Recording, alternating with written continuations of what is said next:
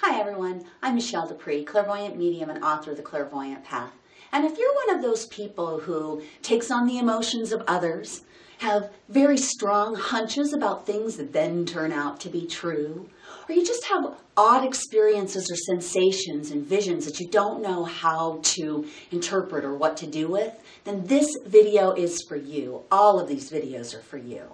I work with intuitives and I teach intuitives how to harness the power of their intuition so that they can not only take charge of their lives, but also become healed and empowered so that we can have greater impact today and actually create the change we're all really looking for. And it starts with us, the intuitives, and understanding why we're having the experiences that we're having.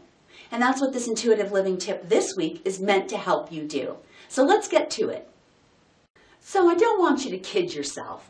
2016 is right around the corner. And if you don't have a game plan for your year on how you're going to accomplish the things that you want to accomplish in 2015, it's very likely that it won't happen for you. And I see that with a lot of people. I get a lot of people at the beginning of the year, clients of mine who are really disappointed with the following year, saying, I didn't accomplish what I wanted to accomplish last year, and here I'm coming into a new year. How do I make that different? And so I want to share with you today the idea that we definitely want to be setting intentions and we want to be setting resolutions at this time because the energy is right for it. But we also have to really understand what that means and why we're doing that. And we have to have some follow through that doesn't just happen a week later, but happens 52 weeks later. And so the formula and the way that we do that intuitively so that we're creating the reality that we want, because that's what this is all about, is using our intuition to create the lifestyles that best suit us. So here are the 3 intuitive steps that I take every year at this time, but also every month I go through these tools. So remember, this is something you can do all the time and come back to. But I want you to think about these first 3 steps. The way that you're going to make a game plan for your year is to first, number 1, think big, dream big, get that big picture vision. Then number 2, what you're going to do is learn what it means to act responsibly and realistically, because that's one of those things that can trip us up. But I think the hardest thing for us to do, and the 3rd step in setting your goals for this year, is in being able to follow your personal timing. So let's break these down. Let's start with number 1, dreaming big. I think most of us don't actually have a problem with that. It's very easy to picture the big picture. Now, we can picture it, but believing it is another thing, right? If you've set your goal for, I'm going to make $1 million this year, but you've never made more than $50,000 in your life, then, that might be an unrealistic goal, right? You might, as you're dreaming about that, really be saying to yourself, I really doubt I can do that. But the point is, go ahead and dream big, because you don't know that you can't. So definitely dream big. But that's where the 2nd step comes in. If we are not understanding how to act realistically, how to really say, okay, so if I'm going to make $1 million this year, what's the first step that I'm going to take, right? I would say if that's your goal and you've never made money like that before, then realistically the action step you're going to take is saying to yourself, it's very likely it's going to take me more than a year to make $1 million. And that would probably be the best way to approach it, because then you're being realistic. But whatever it is that you're trying to accomplish, my point is that you want to take steps that you know are going to accomplish what it is you want. You want to take steps toward what you know you can accomplish. Don't bite off more than you can chew in that sense. Go ahead and be realistic with your actions. I know this is going to get me there. I know that's going to get me there. But also be realistic with this, which is step number 3, following your personal timing.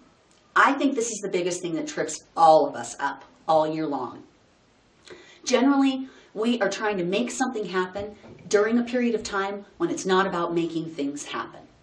And so we're trying to force energies or force ourselves into being something that in that moment we're not supposed to be being.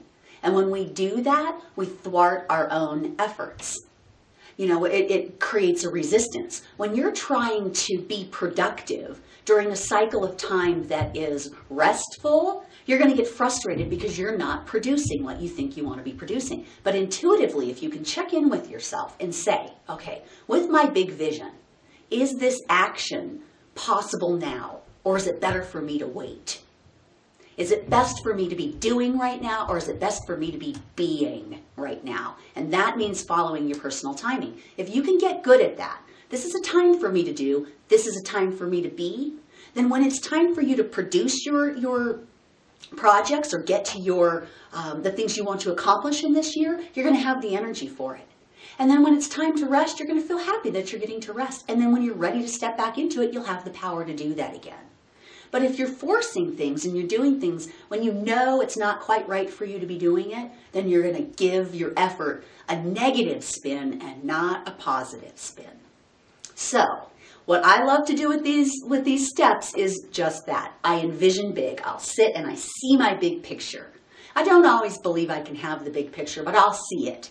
But then I start taking realistic action steps, right? And so I may not accomplish every single one of my goals in a year, but I'm certainly taking action steps that say someday down the road I'll get there, but these are the things I can accomplish this year. And I'm being realistic with what it is that I'm accomplishing. And I'm not holding some unrealistic expectation of myself either.